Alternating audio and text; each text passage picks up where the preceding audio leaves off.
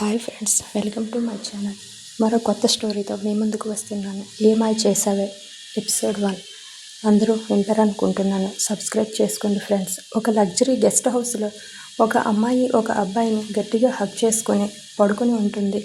ఆ అమ్మాయి హగ్ చేసుకున్న స్పర్శకి ఆ అబ్బాయికి మెలకువ వచ్చి ఒక్కసారి పైకి లేచి కూర్చుంటాడు.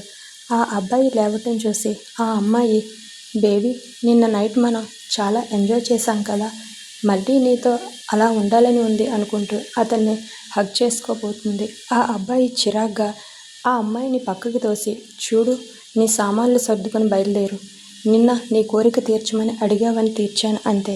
అదేంటి బేబీ అలా మాట్లాడతా? నేను నిన్ను ప్రేమిస్తున్నాను. ప్రేమ బుల్షిట్. నీది ప్రేమ కాదు, కామం. నీ నీలాంటి వాళ్ళంటే నాకు నీలాంటి వాళ్ళంటే సరదా అంతే అంటూ పక్కనే ఉన్న వ్యాలెట్ తీసుకొని ఆ అమ్మాయి మొహం మీద డబ్బులు వేసేసి వెళ్ళిపో అన్నట్లు సైగ చేస్తాడు ఆ అబ్బాయి.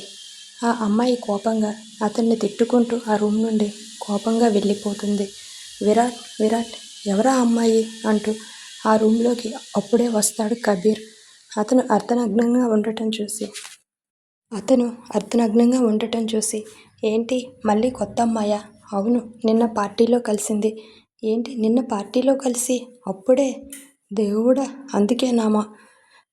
అందుకే ఎవరికీ చెప్పకుండా పార్టీ నుండి వచ్చేసింది. అవును అన్నట్టు చెప్తాడు. నువ్వు ఎప్పుడు ఈ అలవాటు మానుకుంటావా? తొందరగా రెడీ అవ్వు. మీ ఆంటీ నైట్ నుండి పదే సార్లు నాకు కాల్ చేసి నీ గురించి అడుగుతుంది.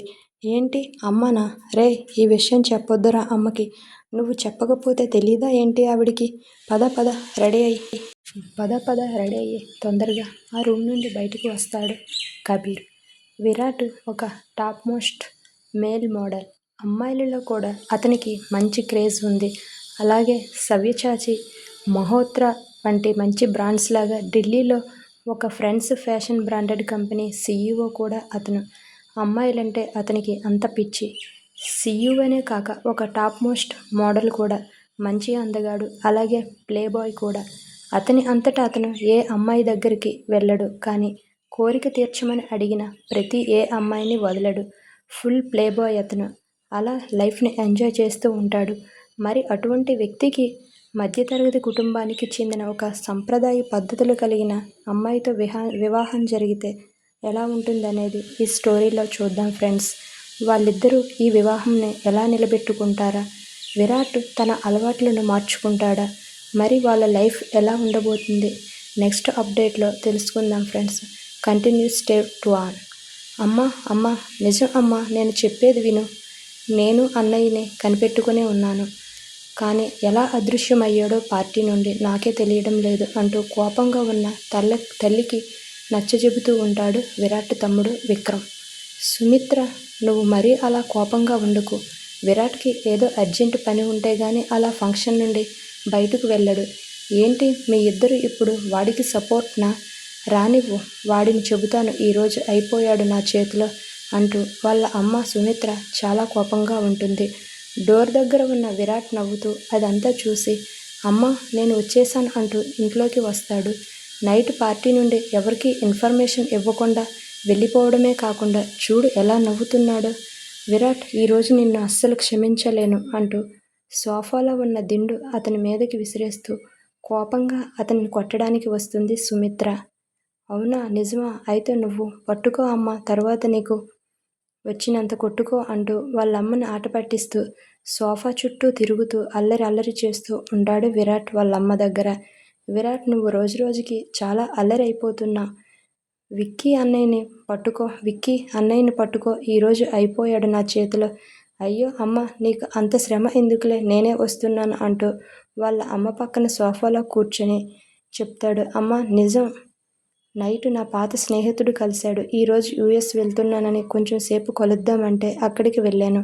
కావాలంటే కబీర్ని అడుగు, వాడికి చెప్పే వెళ్ళాను. ఏ కబీర్, అమ్మకి నువ్వు చెప్పలేదా నువ్వు అంటూ నిందంతా కబీర్ మీద తోసేస్తాడు విరాట్. సుమిత్ర కోపంగా కబీర్ వైపు చూస్తుంది, నిజమా కబీర్ అన్నట్టు. అయ్యో ఆంటీ, నేను మర్చిపోయాను చెప్దామనుకుని.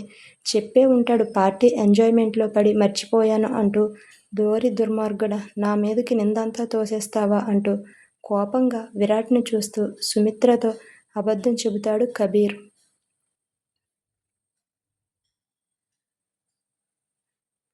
మీ కంటికి నేను ఎలా కనిపిస్తున్నాను? ఏం చెబితే అది నమ్మే పిచ్చివాడిలానా? విరాట్, నువ్వు చేస్తున్నది తప్పు. అలా అమ్మాయిలతో గెస్ట్ హౌసుల్లో ఉండే బదులు మంచి అమ్మాయిని చూసి పెళ్లి చేసుకోవచ్చు కదరా. అబ్బా అమ్మ, నిజం చెప్తే నేను ఏ అమ్మాయితోనూ నేను లేను. నిజం చెప్తున్నాను విను అంటుంది. నేను మీ అమ్మని విరాట్. నాకు తెలియదా నీ గురించి? ఇది తప్పు విరాట్, చాలా పెద్ద తప్పు. మంచి అమ్మాయిని చూసి పెళ్లి చేసుకో. అబ్బా అమ్మ, పెళ్ళి అని చంపకు. నాకు ఇష్టం లేదు. ఎందుకు ఇష్టం లేదు? పెళ్లి చేసుకోవాలంటే ప్రేమ పుట్టాలి కదమ్మా. నాకు ఇంతవరకు ఏ అమ్మాయి మీద అలాంటి ఫీలింగ్ కలగలేదు ఇంతవరకు. అందుకే లైఫ్ ఇలా లీడ్ చేస్తున్నాను. ఆ ఫీలింగ్ కలిగినప్పుడు చేసుకుంటా. ఇలా రోజుకొక అమ్మాయితో తిరిగితే ఫీలింగ్ పుట్టవురా. విరాట్, నేను సీరియస్గా అడుగుతున్నా. పెళ్లి చేసుకుంటావా లేదా అని వాళ్ళ అమ్మ అడుగుతుంది. లేకపోతే నేను ఈ ఇంట్లో నుండి వెళ్ళిపోవాలా? సుమి, ఏంటి నువ్వు వాడి కోసం నువ్వు ఇంట్లో నుండి వెళ్ళిపోతావా అంటావేంటి? మరి ఏం చేయాలి? కొడుకులు కోడళ్లతో, మనవలు మనవరాళ్లతో సంతోషంగా ఉందామనుకునే వయసులో ఇలా చేస్తున్నారు. వీడేమో అసలు పెళ్ళే చేసుకోను, ఇలాగే ఉంటా అంటున్నాడు. ఏం చేయాలో కూడా నాకు అర్థం కావటం లేదు. వాడిని చూసి ఇదిగో వీడు కూడా ఇలాగే తయారయ్యాడు అంటూ విక్కీ తల మీద కొడుతుంది సుమిత్ర. అమ్మ, ఉరిమి మంగళం మీద పడినట్టు అన్నయ్యని పెళ్లికి ఒప్పించలేక నన్ను కొడతావేంటి అని అంటాడు. ఎందుకు అంటూ తల రుద్దుకుంటూ అంటాడు విక్కీ. Bro, ఒప్పేసుకో bro. అమ్మని ఇలా ఎందుకు ఏడిపిస్తావు చెప్పు. చల్ బెహెట్, నోరు మూసుకొని నీ పని నువ్వు చేసుకో అని అంటాడు. విరాట్, ఏంటి నీ భాష ఇలాగేనా? తమ్ముడితో ఏం మాట్లాడుతున్నావో అర్థమవుతుందా? వాడితో ఇలా మాట్లాడొచ్చా అంటుంది. అబ్బా సారీ, కానీ అమ్మా నాకు ఇప్పుడే పెళ్ళి ఇష్టం లేదు. ఎందుకని? అమ్మా, నా కెరీర్లో ఏదో ఒకటి సాధించాలనుకుంటున్నాను.